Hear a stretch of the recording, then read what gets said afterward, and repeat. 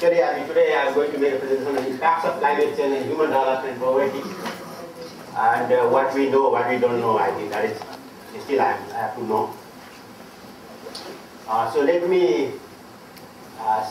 So basically, my presentation will be based on the recent Asia Pacific Human Development Report produced by UNDP Regional Center. Most of the information will be coming from there. Now the storyline.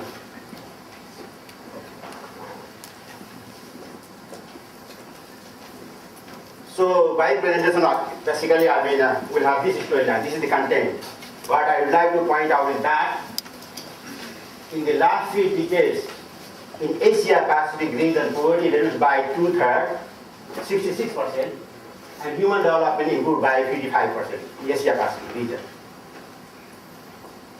It's because of the rapid economic growth in the region that has contributed for rapid poverty reduction and rapid human development compared to many other regions of the world.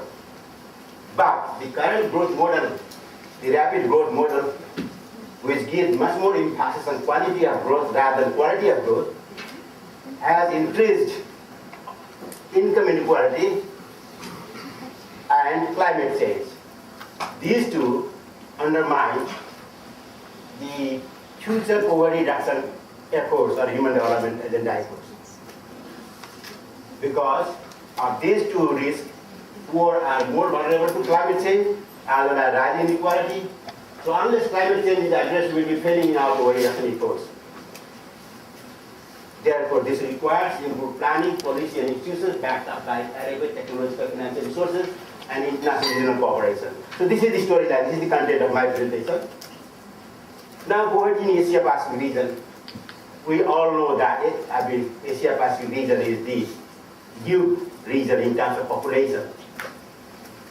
It has almost 4 billion people in a single region out of the 7 billion world's population. More than 56% of the population live only in Asia Pacific. Now, there are also highest number of poor. Almost 900 million out of 1.3 billion poor of the world live in this region. But there is high variation poverty rate across the countries and even among the sub-regions. You can see in East Asia Pacific developing countries, the poverty incidence rate is almost 17%, whereas in South Asia is very high, 40.3%, next to Sub-Saharan Africa. So South Asia still has a very high poverty incidence. So that's why climate change has a huge impact in the region, both on human development as well as poverty reduction. Now, these slides I drawn from the 2011 Human Development Report, Global Human Development Report. Now, this says that if there is no climate change, then human development will further increase by 9%, and the increase will be higher in the developing countries. But if there is global warming affecting agriculture, affecting water availability, food security, then in that situation, human development by 2050 will decrease by 8% at a global level, and the decrease will be higher in the developing countries, and most of the developing countries are in Asia Pacific region. So in South Asia or Sub-Saharan Africa, the decrease in human development will be by 12%. So instead of improvement in human development, there will be decrease in human development because of the global warming and its impact on agriculture and other sectors of the economy. Now, when there is, in case of worst case scenario, where there is massive deforestation, disturbance in the ecological system, there will be further higher decrease in the human development by 15%. Similarly, almost 20 to 24% will be decrease in the South Asia or Sub-Saharan Africa. So this shows that with the climate change, there is a high risk of decrease in the human development. We will not be able to sustain the progress that we made in the region. Now we can see some of other disaggregated pictures in Asia Pacific region. Sea level rise because of the climate change, a huge problem. Now, by 2050, we have projected high sea rise Bangladesh alone will suffer from having 11% land area and 15 million population will be at risk. Melting of glacier, this has become another big challenge, big problem, basically in Asia Pacific region. Now the glaciers, both the frequency and the intensity are increasing. At least 32 blocks have already occurred in the Himalayan region of China, Nepal, Bhutan. That has had an effect on both human lives and property. In last 40 years, some glacier depths in Kochu Basin of Bhutan has increased by 800%. So that shows further likelihoodness of increasing blocks and having impact on human lives in Asia Pacific region. Now there is also a decrease in freshwater availability that we were also talking yesterday. Almost 1 billion or more than 1 billion, there are different figures. A population will be affected from the shortage of water in Asia Pacific region. And there will be decreasing crop yields as well, net decrease. When you see the impact of climate change, you see some mixed scenarios saying that some areas there will be increase in productivity of agriculture, some other areas there will be decrease. But in case of Asia Pacific, net decrease. In East Asia, there will be some increase by 20%, but in South Asia and some other hot regions, there will be decrease because of global warming by 30%. So in net, there will be loss of food. Now, increased desertification. Out of the total 5.2 billion hectares of Earth's land which are at risk of desertification, 1.7 billion are in the Asia Pacific region. Loss of mangroves. Actually, Asia has lost 25% of its 7.8 million hectares of mangroves, which are major source of food through fishery and input biodiversity. Rise in climate sensitive diseases are on the rise. Malaria, dengue fever, cholera, all these are directly or indirectly results from the climate change. 1.8 billion people from Asia Pacific are at risk of dengue fever, which is 70% of the total world's dengue suffered people.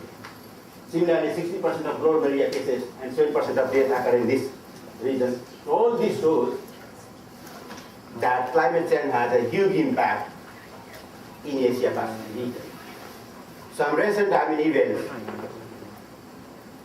due to or linked with climate change, some extreme events like Bangladesh cyclone Sidr, killed 3,400 people, affected much more, 5,000 people. Similarly, in Myanmar cyclone, more than 84,000, almost 85,000 were killed. Many more affected Pakistan flood like recently in 2010, affected a number of districts, more than 900 people lost their lives, but 1.6 million become homeless. So these are,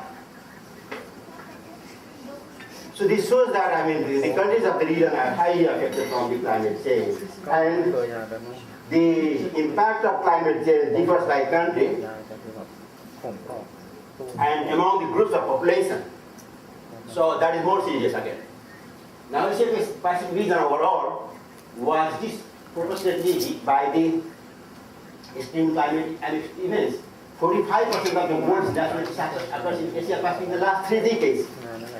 Of the total disaster in the world that occurred, 45% alone only in Asia Pacific, in terms of number of proportion of disaster. Similarly, this region accounts only 25% of the global GDP, but because of disaster, out of the total world loss in GDP, 45% or 42% was from Asia Pacific region.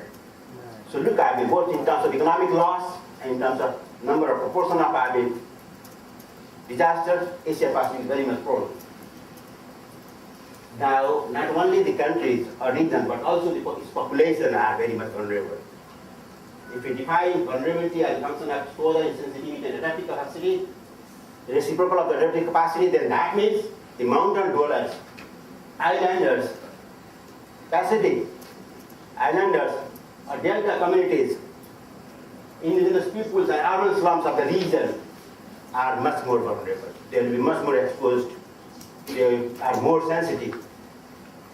And these are the areas or groups which are poor as well. So their adaptive capacity is also low. So Because of these reasons, actually, there is a need for improved planning. Now here in this slide, what I am going to tell you that Asia Pacific countries have been making efforts. Yeah, climate change as well as the disasters have been since long. So there are various autonomous efforts made by the countries of the region, as well as. So now we see that Bhutan, China, India, Vietnam, because of their recent efforts, they moved from deforestation status to reforestation. Particularly a country like India,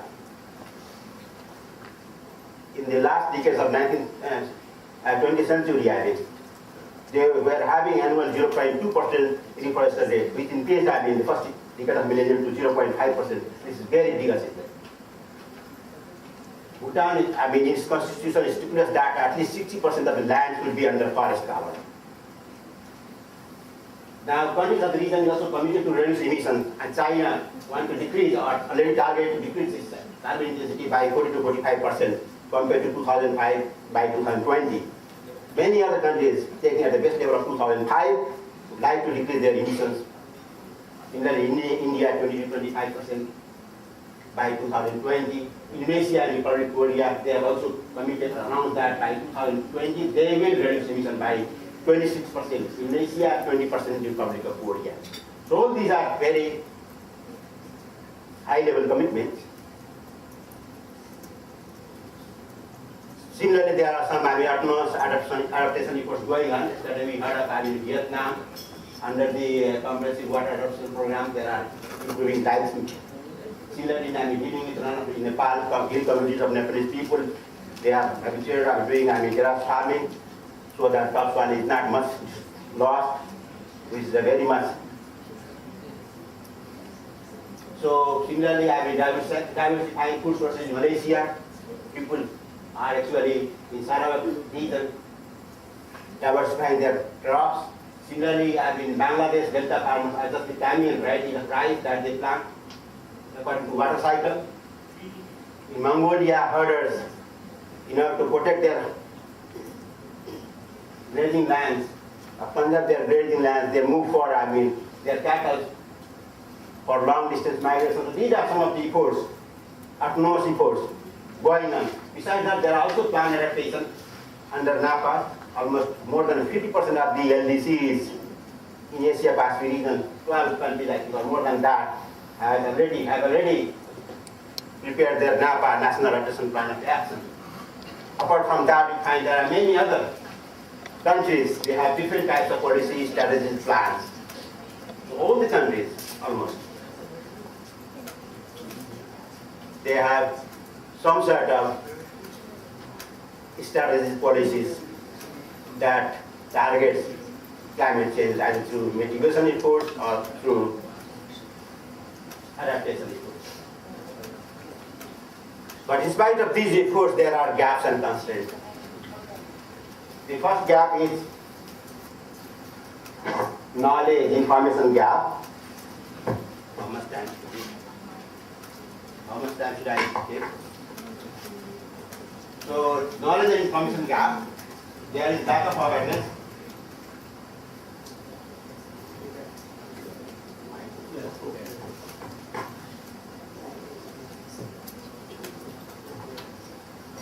There are market failures, which all we know.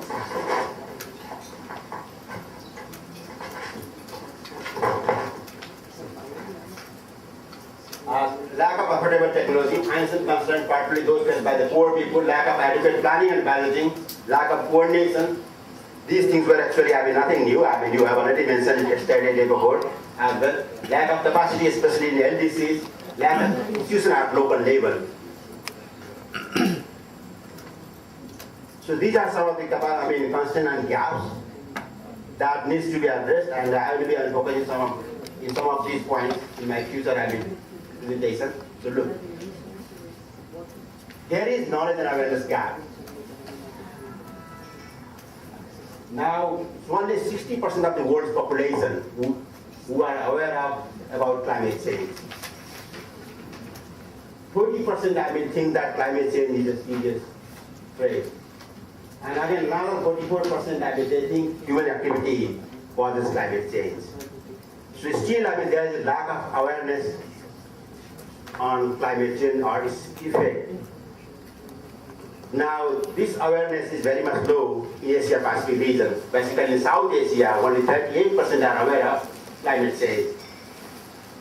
31% I mean think that climate change is serious threat, and only 27% think that human activity causes climate change. So still level of awareness, knowledge, information is lacking in the Asia Pacific region. Now this is based on the Global Human Development Report 2011. But knowledge and awareness is necessary for improved planning or for improved mitigation. How, I mean, some of the, assessment and information can help address maladaptation. Yesterday, I think in some presentation, we were, hearing and discussing that a huge amount of energy is used for cooling. And the amount of energy used will be increasing in the future. And then, we all know that in cities, in this type of hotel, how much energy we use. So, for, to go from, to adapt heating, we are using energy, but energy, not enough awareness, lack of information, gap knowledge. Another one example, building road in hills. Hazard construction of road, even if it is weatherproof, someone may think of that is going to, improve the adaptive capacity, but it may not in long run. So these are two maladaptation efforts that are pointed out, which could be because of the lack of assessment, vulnerability assessment, or lack of information awareness. Now, due to insufficient information on biological resources, there are some of the NAPAs you read, they point out that because of lack of information, we are not able to protect the biodiversity. One example is from Bangladesh NAPA, 2005. If you read the updated version of 2008, you find this sentence there. Similarly, there is asymmetry of information in the market. The absentee landlords, they don't want to do any proper efficient retrofitting.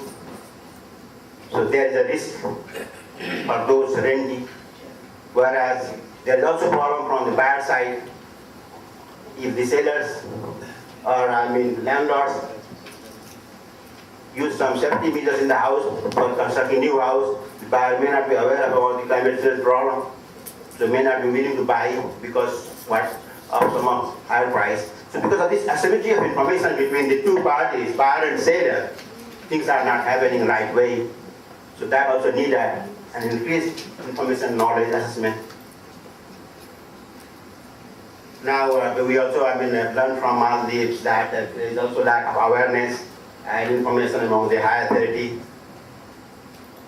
So, but it's not only the awareness or information or knowledge that is the whole solution. Apart from this, we need many other interventions. There are many areas where we have to intervene to address the climate change to improve adaptive capacity of mitigation. So awareness and information is only part of the solution. Even if awareness level is high, political leaders may not take right decisions because of this short time horizon. They come only for 4 years, 5 years, 3 years.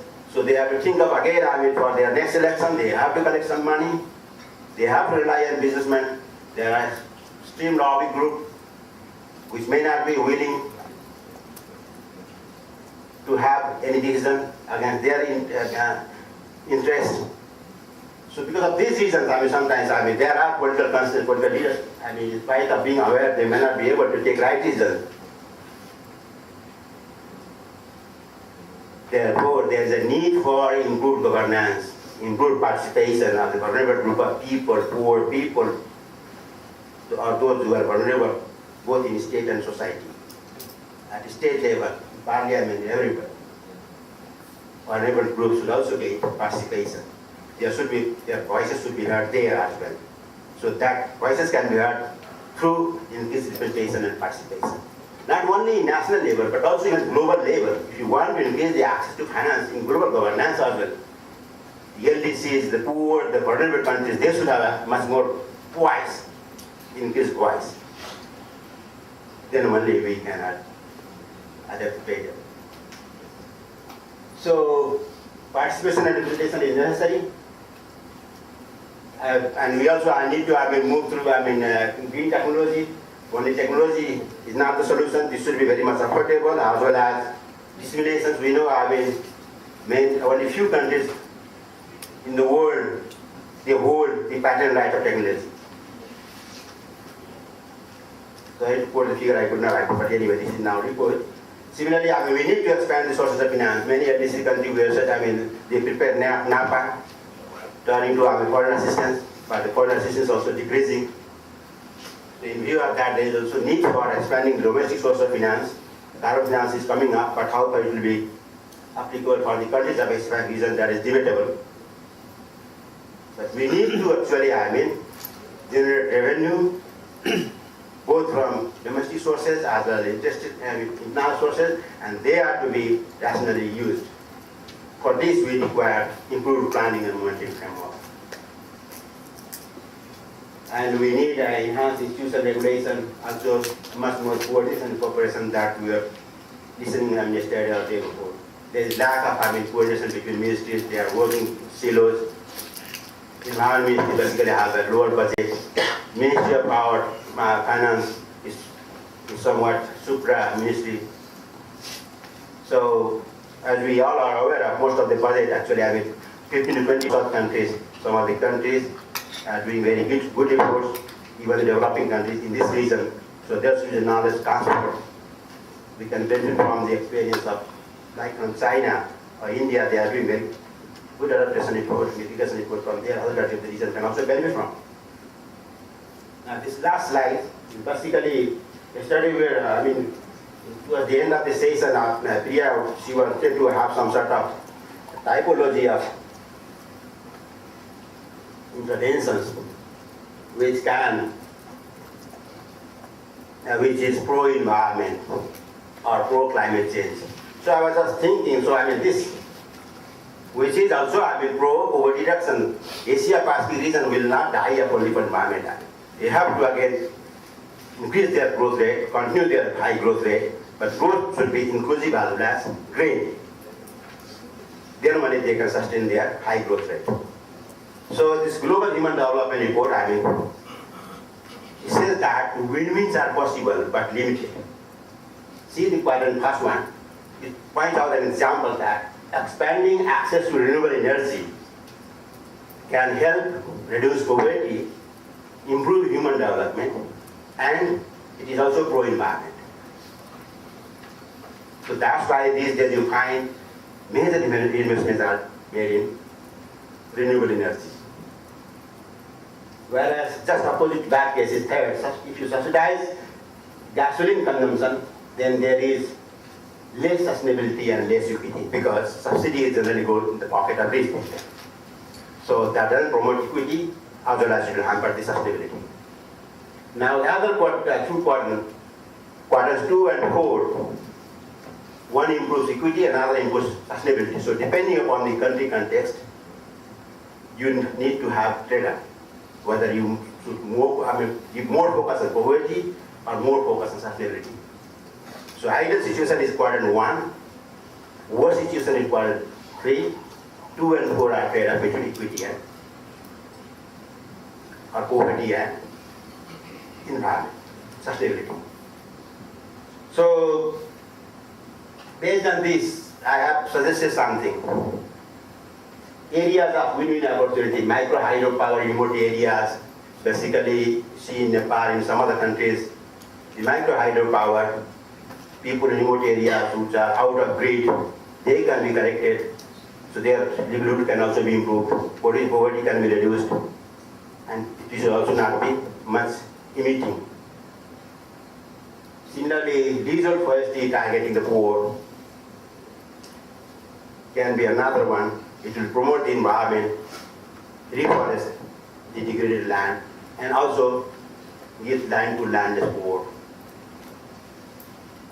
Similarly, sustainable agriculture can be another area, another typology. So these 2, 3 can fall in the first quadrant, which are both pro-poor as well as pro-environment. Now, there are also some examples that many countries are the reason they are doing that. Access to electricity generated from clean energy in Vietnam or in Laos, PDR, they are very much pro-poor and they are also favoring environment. Vietnam, the provision of universal access to energy, very good. They have to move more towards their renewable energy. In Laos, PDR, under the power to the poor component of the energy access program, interest-free loans are given to the poor. This has improved their capacity, adaptive capacity as well. Similarly, labor-intensive green roads can also help in income generation, employment activities, such as food for all program in some countries, even in Nepal, or some such projects, Mahatma Gandhi Narega projects. Some of them, not all, I don't generalize, but if you read the literature, you find some of the project activities are also on green roads. They are good. They will increase the access to the poor, as well as improve the environment, compared to the another type of road. Similarly, improved all-weather road in Laos, PDR, community forestry in Nepal, managing traffic congestion, such as in Singapore. Because of the traffic congestion, you will be using much more energy, creating pollution, climate change problems. Again, you will be a health risk. So these are some of the problems that you will have. So managing congestion is also, I think, a very pro-poor and pro-environment, pro-climate change approach. So with this, I stop here. Thank you so much.